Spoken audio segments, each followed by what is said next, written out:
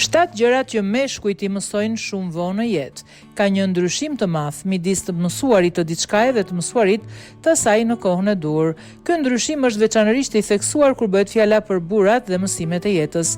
Sipas psikologjisë, shumica e burrave, rreth 98% i mësojnë disa mësime shumë vonë në jetë. Në këtë video do të shqyrtojmë 7 prej tyre që shpesh mund të ndryshojnë jetën dhe të ndihmojnë në përmirësimin e cilësisë së jetës personale dhe profesionale.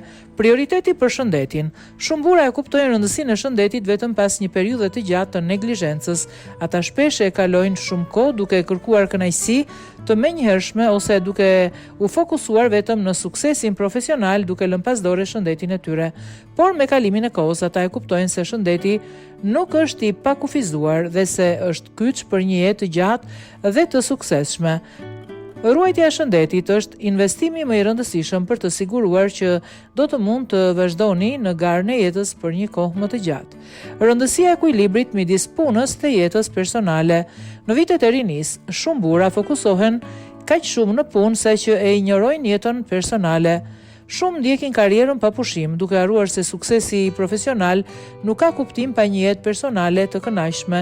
Mësimi i ekuilibrit midis punës dhe jetës personale shpesh është një mësim që shumë burra e mësojnë vonë, kur ata fillojnë të kuptojnë se mbajtja e një balancimi të shëndetshëm mes punës dhe jetës është çelësi për një jetë të lumtur dhe pa stres. Është shpesh një realizim që vjen pas shumë vitesh sakrifica.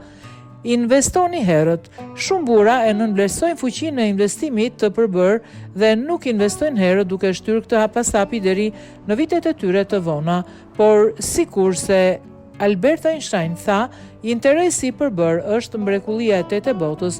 Duke investuar herët, parat mund të rriten me kalimin e kohës dhe të ofrojnë një siguri financiare në të ardhmen. Mësimi i këtij koncepti është esencial dhe mund të shpëtojë shumë burra nga vështirësitë financiare në të ardhmen. Pranimi i cënueshmërisë.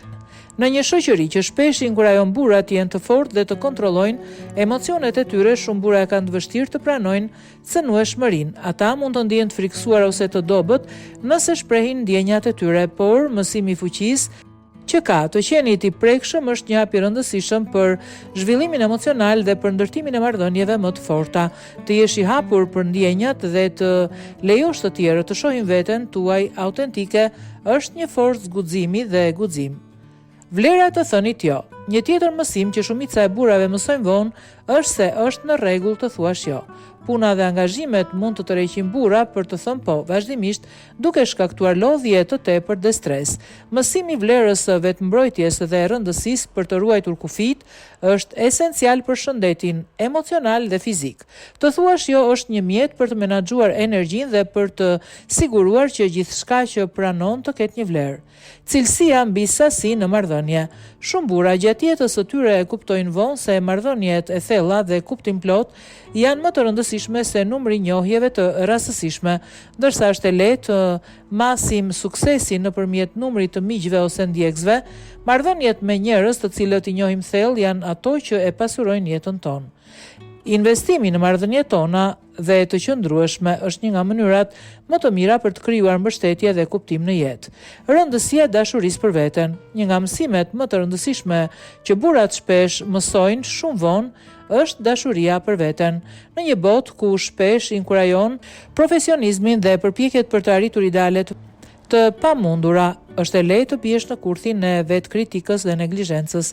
Dashuria për veten është themeli për një jetë shëndetshme dhe të lumtur. Ajo nuk ka të bëjë me narcizmin, por me respektin dhe kujdesin për veten. Për këtë dashuri për veten, shumë aspekte të jetës mund të jenë të paplotësuara.